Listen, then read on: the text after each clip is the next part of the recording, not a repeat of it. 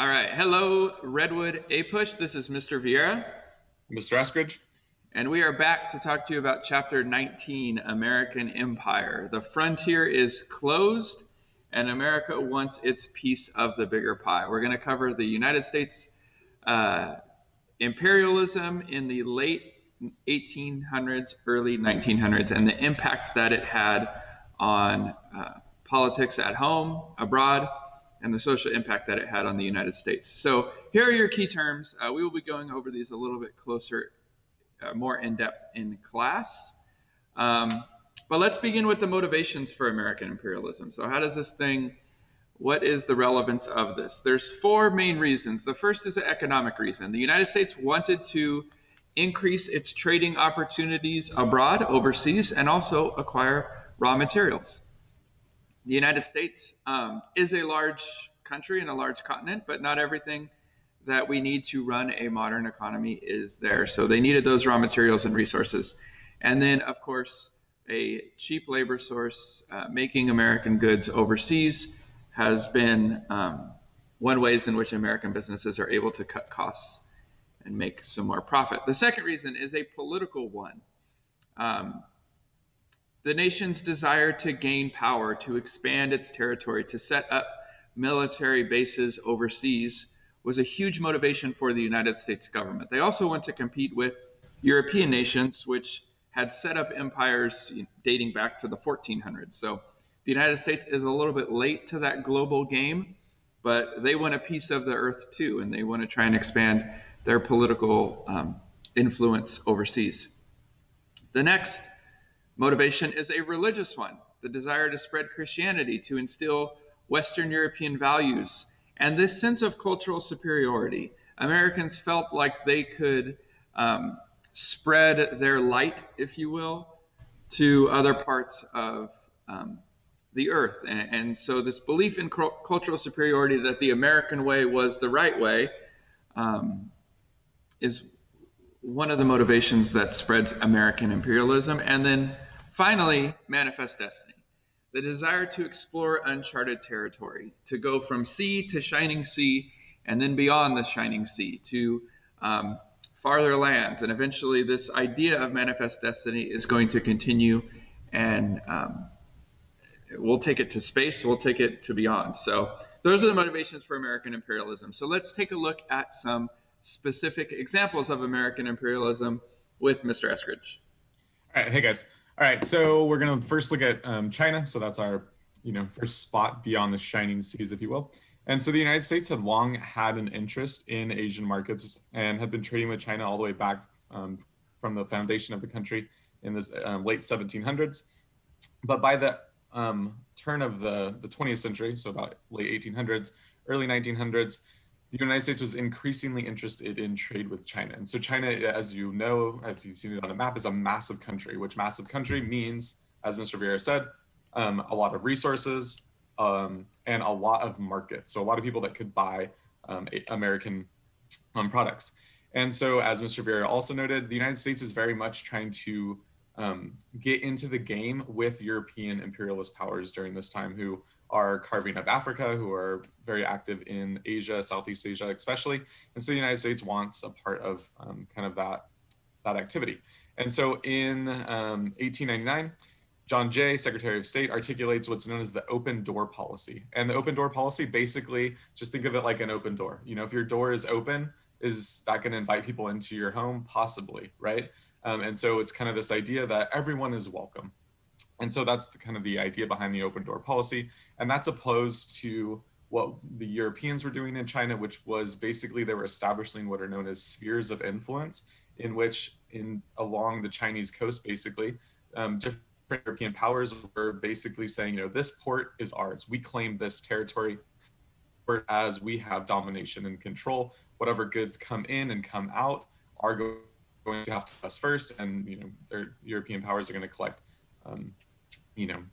their share, if you will, or not their fair share, but their share of those products that are moving in and out of those ports. And the United States says, that's not really us, because we don't really lack the military power, the might that other Europe. So we need to have some other system. And so the United States government in policy, which seeks to kind of balance the trade opportunity between Americans and European countries in China. And you can imagine the Chinese people did not like this. The Chinese emperor did not like this this American intervention. And so this gets into what's known as the Boxer Rebellion, in which Chinese nationalists start to kill foreigners, reclaim control over their ports, control over their country. And this rebellion is ultimately put down by US troops, by European troops as well. And so one of the things that this does is it really kind of cements the policy, and US growth is going to continue to depend on these, not just for raw materials, but also for people, as well as a labor force. And another kind of idea of the open door policy is that the United States has a right to keep these markets open. So basically what that means is the United States believes, the government believes, that it has a kind of a military interest in making sure that economic activities can continue in countries. And so China is kind of one of the first examples of that. And so we're going to see this play out during this course of American imperialism, where once economic interests of the United States become jeopardized in some way or become threatened, then the US government is going to put its full force of its military behind those businesses, behind those economic interests, and they are going to go kind of militarily to make sure that economic interests of the United States remain open and free and fluid. Okay, so it's a free market, yes, but it's a free market that is policed by the United States as well as other European powers. But the United States is going to assume a much larger, increasing role as the kind of global police force. Okay, and so on the next slide, we can see here a political cartoon that kind of shows the carving up of China. So China is this pie, and we can see these different European powers like the French, the Russians, the Japanese, other forces that are, looking to how do they carve up China. You can see the Chinese emperor there, obviously not depicted in a very nice way, looks very demonic, backwards, different things like that. They're, rebelling against this.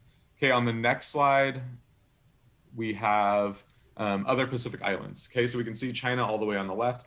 And then if you notice, this almost looks like stepping stones in a garden, or stepping stones through, across a creek, across a lake, if you will. And so that is very much going to be kind of the layout that the United States is going to intervene in other countries in the Pacific. And so if you follow these different islands, if you look at this, many of these islands are established as stepping stones to China. So ways to connect the United States to China. And so many of these are going to be like refueling stations or ports along the way to China, which we didn't talk about who's covering Hawaii, but. So I will cover Hawaii. One of the first stepping stones from the West Coast to China, as Mr. Eskridge said, was Hawaii. We're going to spend just a couple seconds on this because the gist of this chapter is the Spanish-American War. But Hawaii is a really important location. If I can go back real quick. Obviously, right there, the closest of the islands to the United States. And so it's an important location in its proximity to America, the fact that it's not quite halfway, but close to halfway to China. And so it's an important trade and sugar location for U.S. businesses. In 1887, the United States government signs a treaty with the, I believe it was the king of Hawaii at that time, but I'll have to fact check myself, establishing a naval base at Pearl Harbor, which that's what an English teacher would call foreshadowing, because we're going to talk a lot about that later. But long story short, the reason that Hawaii is important is because of its location in the kind of the middle of the Pacific, but also you begin to see the early questions of the correctness of imperialism. The United States annexes Hawaii. Basically what that means is it just adds it as a territory to the United States. And President Cleveland and a lot of Americans feel like this is wrong, that the United States of America should not be conquerors of foreign lands. And so Hawaii will ultimately become a state in the 1900s, but in the late 1800s, it becomes a very critical point along the American trading routes to Asia. So, next thing, and I'll go ahead and keep going with this, Mr. Eskridge, if that's all right with you. Cuba and the Maine. So, since the middle part of the 19th century, Cubans had tried unsuccessfully again and again to gain their independence from Spain. Spain once had a vast empire stretching from the Rio Grande River all the way down to the tip of South America. It continually shrinks. Nations gain their independence. Spain loses its colonies. And one of the last remaining colonies of Spain is the island of Cuba. Now, Cuba is very important for the United States. Americans do a tremendous amount of business in Cuba. It's only about 90 miles south of Florida, so its location to the United States is critical. And so American business interests are directly aligned with Cuba and what is happening on that island. The Cuban government, the Spanish government, treats Cubans with great hostility, setting up labor camps, concentration camps, and is very brutal to the Cuban people. President McKinley sends the USS Maine, a battleship, to Havana Harbor in 1898, and its goal is there to be a deterrent. It is a watchdog. It's basically there to warn the Spanish government not to mess with American business interests, and hopefully to influence the Spanish to deal a little bit nicer with the Cuban rebels, as they were called. In January 1898, the Maine explodes. All right, so it's off the coast of Havana Harbor in Cuba. Aboard are American sailors, and 354 sailors are killed in the explosion. There's very few people that survive from this. Americans are furious at this event. It seems like the Spanish were responsible for an atrocity against the U.S. Navy. They blew up an American battleship. How dare they? And so Americans are going to really want some revenge, and the American media and the press is going to be really responsible for fanning the flames of the USS Maine explosion, when it was likely internal explosion that came from on board the ship. But that doesn't matter. So people want revenge. They want revenge for the Maine.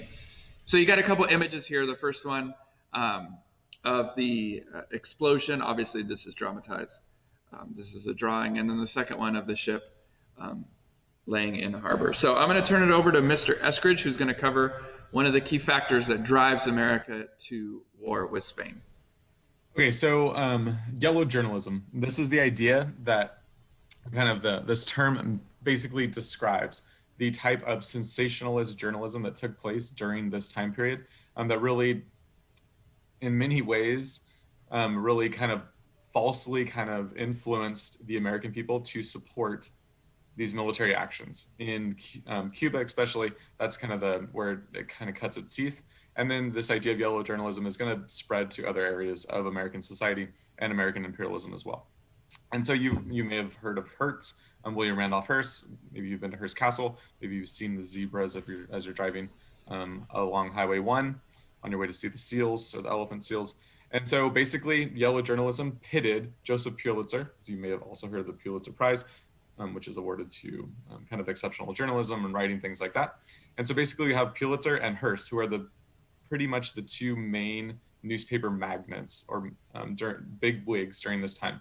And so they're basically trying to fight over who can make up or make the most sensationalist stories, because if they can make a story that everyone wants to read, that's going to translate into newspaper sales, and that's going to translate into money. Okay, and so as it says there, after the sinking of the Maine, Americans are really looking for revenge. And I don't know if Mr. Vieira had covered it, but after the investigation by the Navy and going back, it was actually the Maine was not bombed by the Spanish. It was a broiler that exploded in the hull of the ship, and that's what sank the ship. Okay, so it was by no fault of the Spanish, but facts are sometimes irrelevant, especially when we're fired up about something. And so that's kind of what happens is Americans are riled up and looking for a fight against the Spanish, who just bombed this innocent ship that was sitting in the Cuban harbor.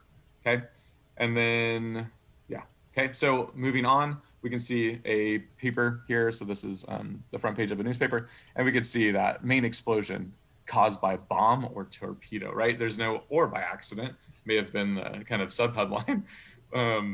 But Americans weren't given that option. So it's like, well, what was it? Was it a bomb or a torpedo? Obviously, either of them would have been launched by the Spanish, right?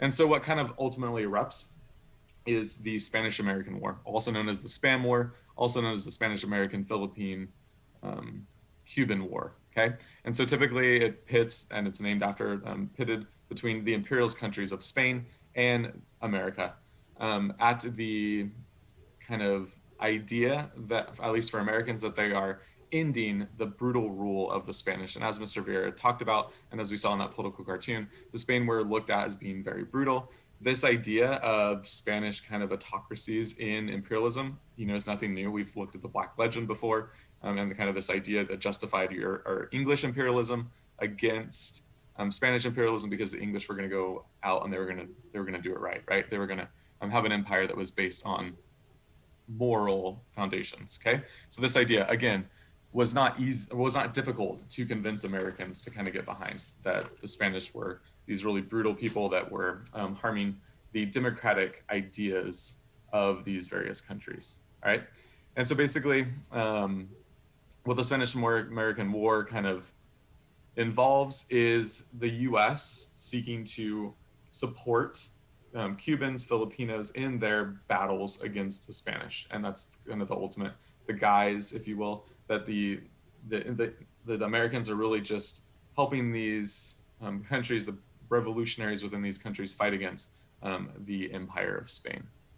And so Spain is reluctant, as you can imagine, to give up their empire. Spain essentially has very few colonies left, and Spain, for all intents and purposes, doesn't really have the ability to fight against and beat the Americans and the Cubans and the Filipinos. And so the U.S. declares war on Spain in April 25th, and the United States is embroiled into the war. Kind of jumped over that, but so here's that political cartoon on page 14, where we can see the Spanish are, like there's these brutal brutes, like it looks like kind of like a mongoloid. Okay, and so here we see on 15 is a painting of the naval battle. So much of the Spanish-American War was naval battles that were fought between the Spanish Navy and the American Navy. And what the Spanish-American War kind of ends up becoming known as is a splendid little war, which means that not a lot of Americans died, not a lot of resources were needed to put down the Spanish. And so the Spanish-American War is significant, but really the kind of motivations and yellow journalism of why the war happened, and kind of the underlying economic and political interests of the United States and military interests of the United States and what's results is, I think, what's most important to gain from the Spanish-American War. Not necessarily the battles themselves, but the events leading up to it, and then the ultimate effects. Okay, and so the war again is declared in April, and it's over by August of 1898. Spanish troops are already weakened again by the Cuban rebels. So it's kind of just like a mopping up excursion or operations. And so the U.S. military was pretty poorly prepared for war. There were shortages in food, lack of appropriate equipment, incompetent leadership.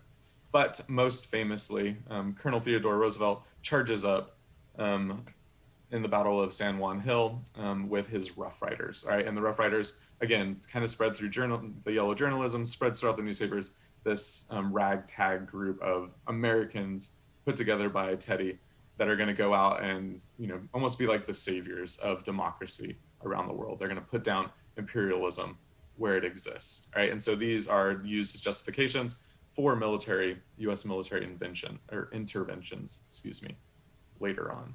And so 17, we can see Teddy here with his Rough Riders standing at the top of San Juan Hill. Here they are, and the next one storming up.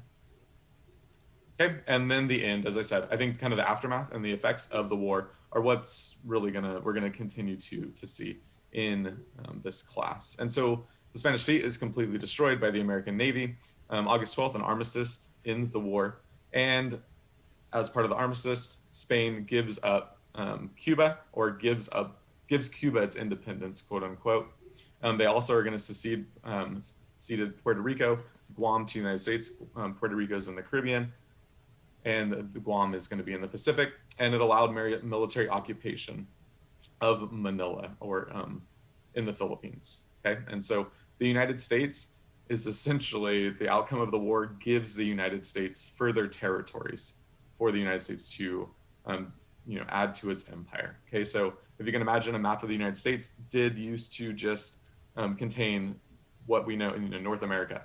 But now the maps of the United States, and I listened to this really interesting podcast about a month ago, and I talked about this, how the glory of American imperialism and these colonial territories started to be included in U.S. maps. And so it was very much a sense of national pride that the United States had these overseas territories to build and add to its possessions or its empire. Okay, so I'm going to turn it back over to Mr. V to go over the Philippines. Okay, so real quick, touching on the Philippines, where Mr. Eskridge handed it off here, you have the map, and you can see the Philippines, key location for American imperialism, and the fact that it is located so close to the shores of China.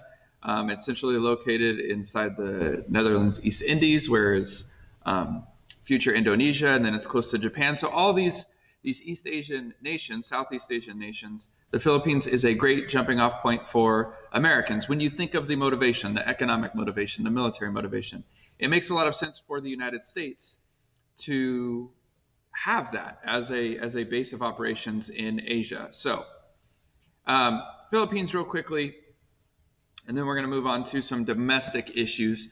The United States used the superior Navy and Filipino insurgents to quickly take over the Philippines. A gentleman by the name of Commodore Dewey led that fighting. And once Spain is defeated in the Philippines, this island nation and that future U.S. territory creates a lot of controversy at home in America. It's entirely on the opposite side of the Pacific Ocean. The Philippines is so far away that in the Philippines right now it is tomorrow. And so a lot of Americans are wondering, is this right? Is this necessary? Is this something that we want our country to be? And the Philippines really sets in motion the beginnings, not really the beginnings, but fans the flames of anti-imperialism. At home, Americans starting to wonder if they're on the right side of history when they are conquering other nations. The majority of Americans, however, do support adding the Philippines as an American territory. And the United States offers $20 million to Spain to acquire Philippines as part of the treaty that ends the Spanish-American War. Now, the Filipinos want their independence, and they really viewed the Americans fighting the Spanish as a step in the process towards Filipino self-determination. The Americans don't see it that way, and the result is a conflict and a war between the United States and the Philippines, ultimately resulting in thousands more deaths, especially on the Filipino side. Despite this fighting, the Americans are able to defeat the Filipino insurgency, and the Philippines will remain a United States territory until 1946, until after World War II. So you have an image of Commodore Dewey here. There's the Philippines. And then, of course, the Spanish-American War really took part in two theaters in the Caribbean around the island nation of Cuba, and then, of course, in the Philippines. So, 1900. We have turned the century, and we are now into the 1900s, the century in which myself and Mr. Eskridge was born, and the rest of you were just thoughts. So, President McKinley is nominated by the Republican Party for re-election. Now, the Republican Party has an issue, and the issue is Theodore Roosevelt. Theodore Roosevelt was a rock star.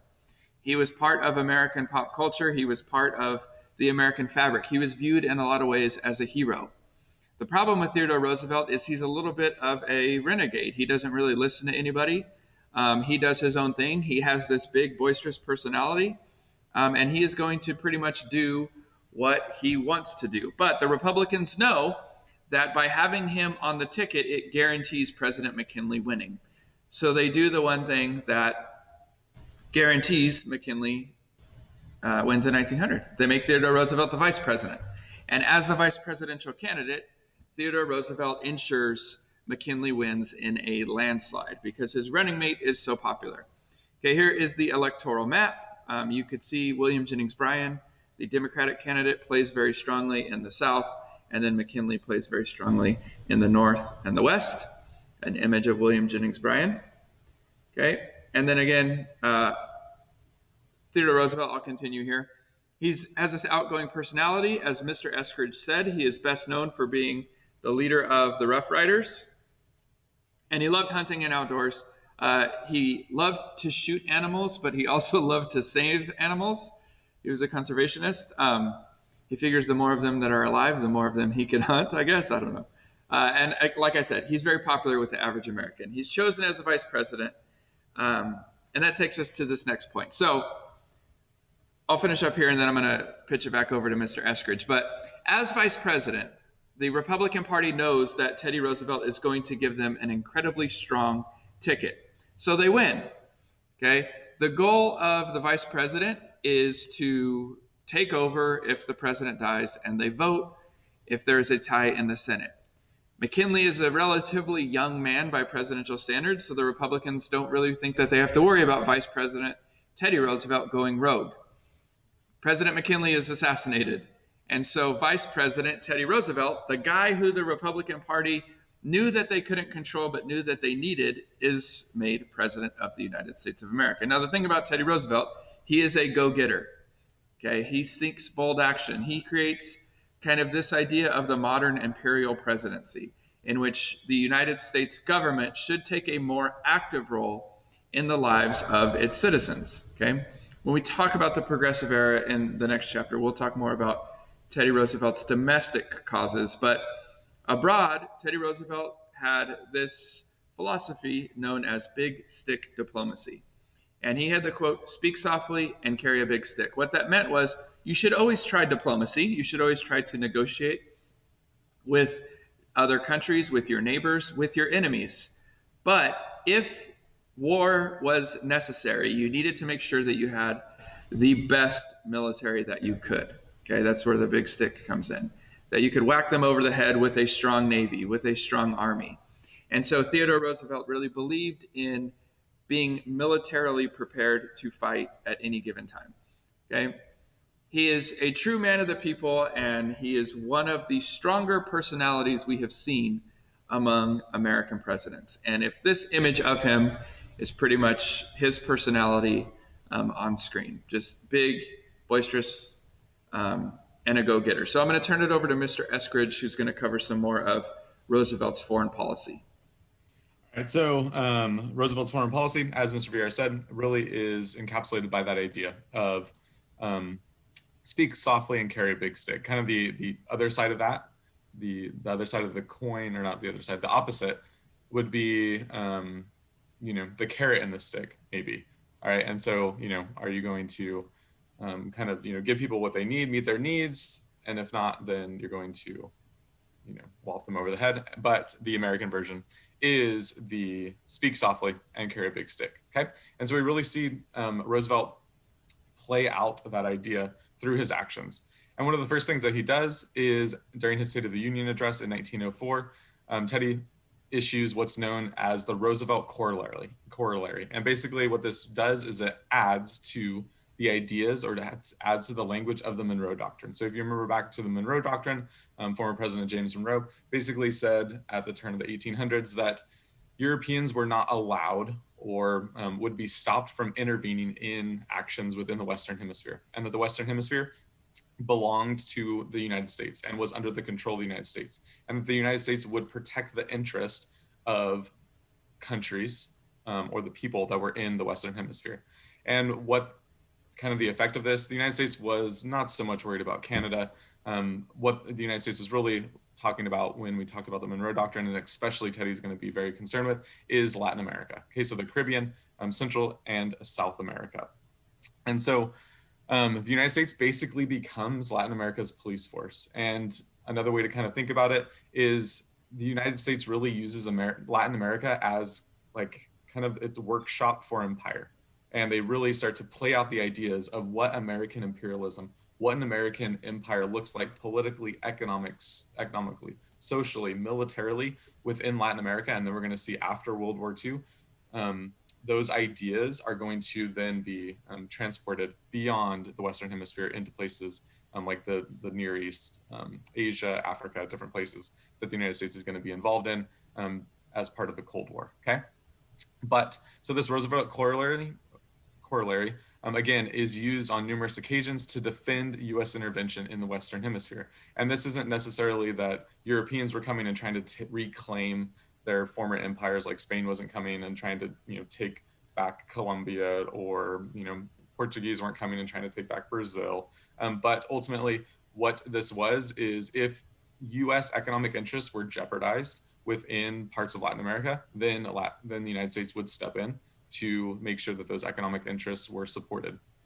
And so the United States, as part of the Roosevelt corollary, as part of U.S. foreign policy during this time, was very much interested in having leaders within Latin American countries that were friendly to U.S. interests and that could, for all intents and purposes, be controlled by the United States government. Okay, and so that's kind of what we see happening.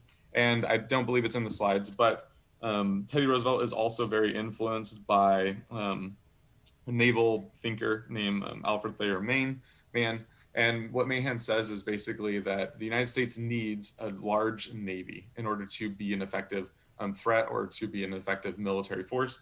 And so ultimately, that results in the construction of about 11 glistening white naval or battleships that are going to be constructed, known as the Great White Fleet, that are going to travel around the world and basically show the United States prowess during this time.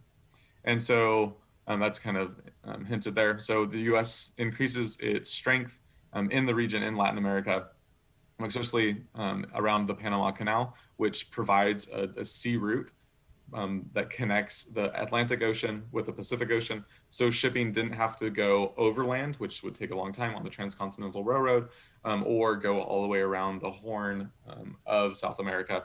But transportation could go directly through, just cut right through Central America, and ultimately, which made trade cheaper and also allowed the American naval force to be able to have much more control over the Atlantic and the Pacific. So basically, control not just over territories, but also ultimate control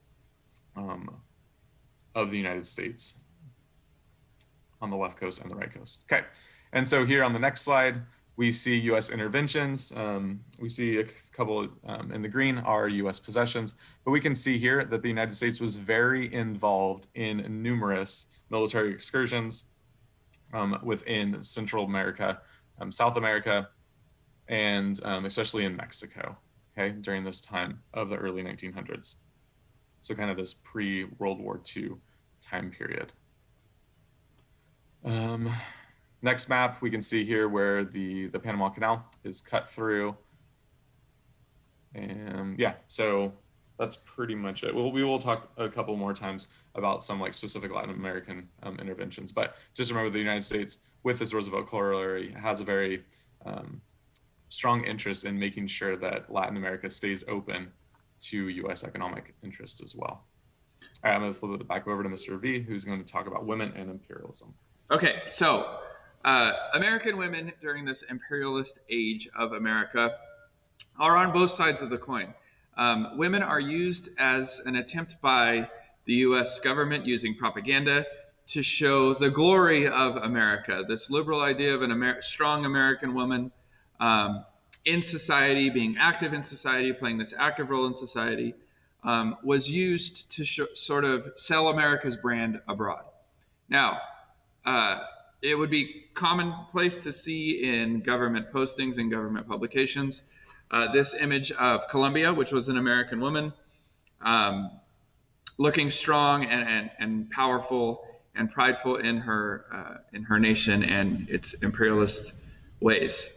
However, women also made up the largest portion of the Anti-Imperialist League. The Anti-Imperialist League, as the name sounds, was an organization that was dedicated to the United States not expanding abroad and not conquering other nations in the name of democracy or in the name of the United States. The Anti-Imperialist League and the women that were members of it were often critical of the United States for using violence to spread American influence abroad. Not that the Anti-Imperialist League didn't really feel that it wasn't important for the United States to have influence abroad, because obviously it helped economically for Americans to have different markets to sell their goods. Their issue was the way in which the United States was going about it militarily. And so the Anti-Imperialist League and women in general made up more of this branch of the society that was kind of pushing back against the efforts of McKinley and Roosevelt and the American military at creating a empire in the Pacific Ocean. So again, you see here this image of Columbia, this modern American woman wearing this world power hat and everything that imperialism stood for in the United States. Again, another political cartoon from The Judge, a periodical of the time. This is from 1899. And you have this image of the United States going through stages of growth. It's a young union in 1783. And then as you can see in the middle there, the union consisting of 34 states getting ready to go through its civil war. And by 1899, the United States of America is this big, kind of overweight empire with its great white fleet in its hand, and it's sort of poking fun at the fact that the United States has gone from this innocent, sweet nation to now kind of a mob boss looking figure, okay, showing how Uncle Sam has been expansionist first, last, and all the time. Okay, it's continually growing. It's that idea of what's next, okay, whether we call it manifest destiny or imperialism. The United States continually is growing and expanding. So during this time period, and I'm just going to keep going, Mr. Eskridge, if you want to jump in, go for it. But during this time period, you begin to see changing